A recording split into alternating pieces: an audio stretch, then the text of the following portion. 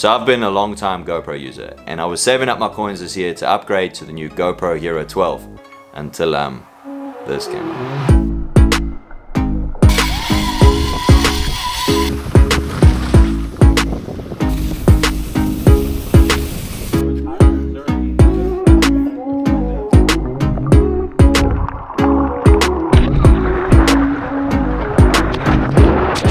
So this is the new Osmo Action 4, and in this video I'm going to show you everything you need to know about this camera, as well as all my real world tests that I gathered over the last month. Skiing, mountain biking, vlogging, snorkeling, the whole lot. I'm going to show you everything I like about this new camera system and a couple things that I don't. So just to be nice and clear, DJI did send this to me for free to review, but this video is not sponsored by them at all. So I've had this camera for a little over a month, and what a month to have it. I had pretty much the whole month off. We went on family holidays, skiing, mountain biking. I took it to Fiji, which was absolutely amazing, and I honestly am so impressed with this little camera. So it's not just the video quality, the dynamic range, and the stability that impressed me. It's everything else that comes with this camera, making it so easy to use, and the thing that I reach for the most at the moment.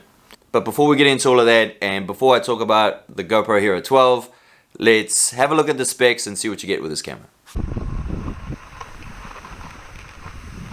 The big new hype on this camera is the much bigger 1/1.3 inch sensor, f2.8 and 155 degree field of view. This is going to give you much better low light performance and a better dynamic range. Resolution, it does 4K up to 120 or 1080p up to 240 for your slow motion shots, and then it does everything in between. So you can shoot 24, 48, 30, 60, 50, the whole lot. What's really nice is that they give you the option to shoot all of these frame rates so that you can match your other cameras in post. It also, just like the Osmo Action 3, can shoot in 10-bit color. The difference here is they've got a D-Log color profile instead of the D-Cine-like. So this gives you a far better range when you go to color grade. So the battery life is absolutely amazing on this. I only killed it once in my tests, and that was with a full day skiing with one battery. DJI says that it's got about 160 minutes of operating time. Another cool thing is that the battery charges super fast, something like 80% in 18 minutes. So if you're worried about batteries, yeah, no need to worry anymore. Another couple cool things that it's got is dual touchscreens front and back. It's waterproof up to 18 meters, and it's got a new horizon lock feature. The invisible selfie stick has also been improved. This is a pretty cool feature where you upload your footage to the cloud, and it uses AI to remove the selfie stick and make it kind of look a little bit like drone footage. You used to only be able to use this in snow sports, but now you can use it in pretty much any scenario. So the price of the Action 4 comes in at $399 US. I highly recommend getting the Adventure kit. This comes in at $499, but you get 2 extra batteries, a selfie stick, and the battery charger case. The battery charger case is super cool. You can charge 3 batteries, store 2 memory cards in there, and use it as a power bank.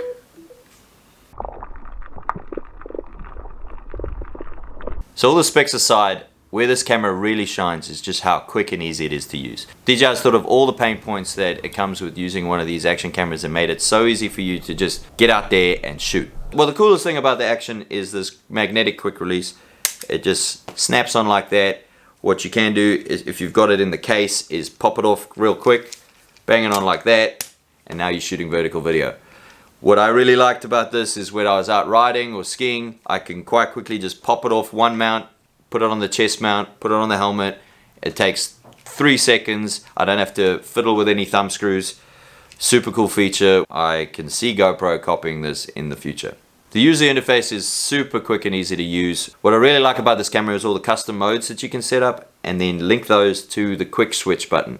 So just like in the GoPro, you've got a quick switch button on the side that can cycle through all of your different modes, you know, like video, camera, time lapse, those kind of things. But with this, what you can do is set your custom profiles to show up on that screen as well. So when I'm out filming, I can set up some custom modes for certain scenarios that I'm going through, load them onto that quick switch button, and then while I'm out riding, all I do is I push that button for different things that I want to film.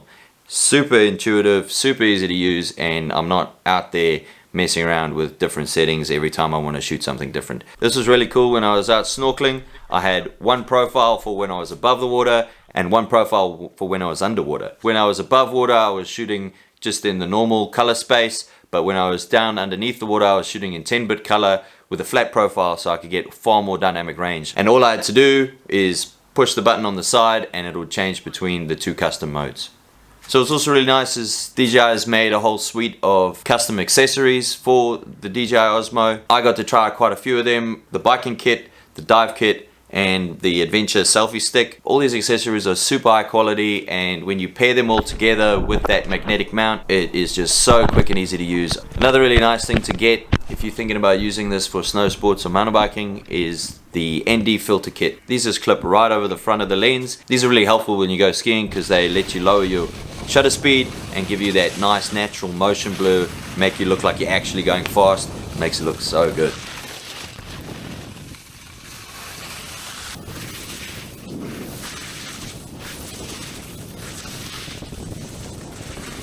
Another thing that I really liked about this Action 4 was just the reliability of it. I never had it freeze, never had it overheat. I didn't lose any footage the whole time I was using it.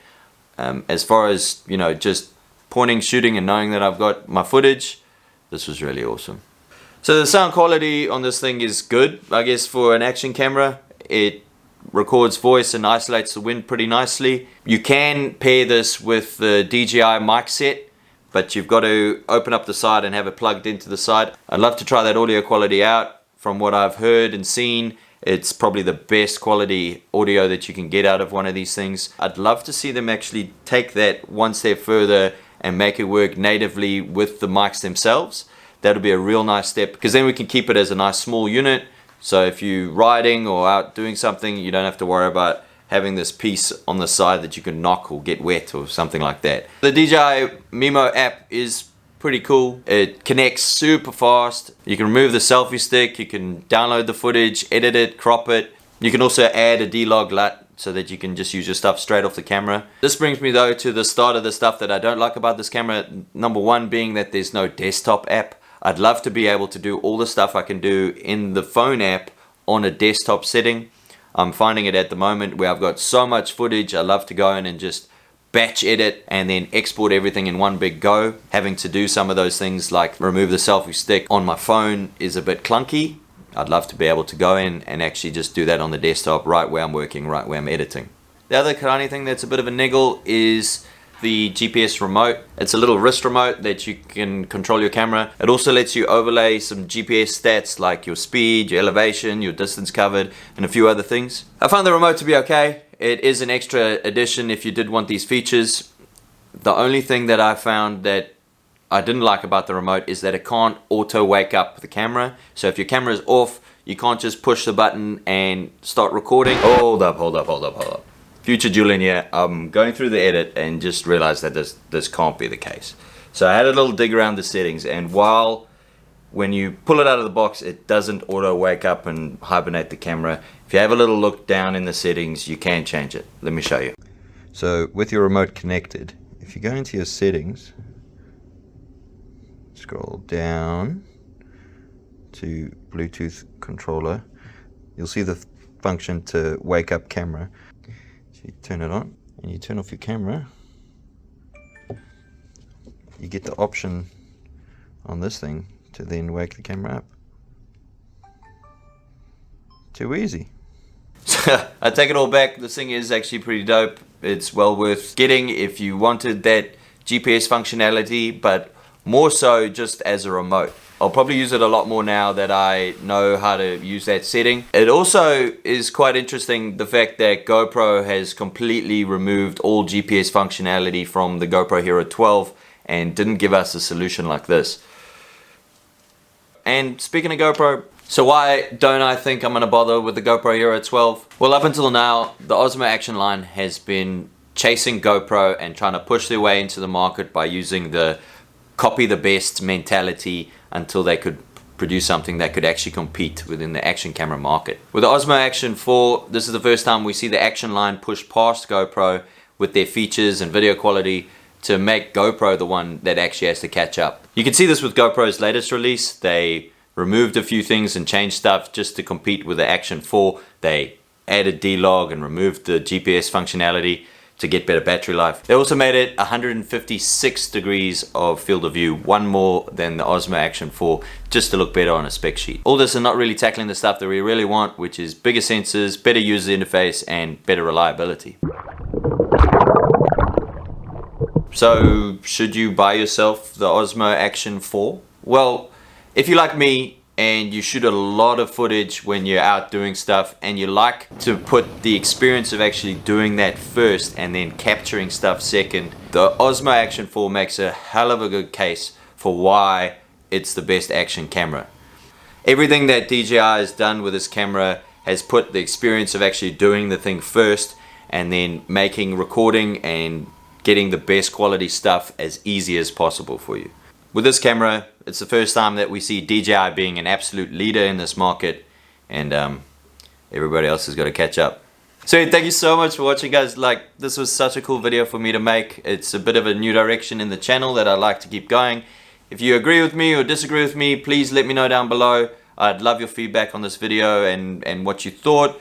Also, if you did enjoy this and want to see more of these videos, make sure you hit the like button down there, because that makes it even more likely that I'll make some more.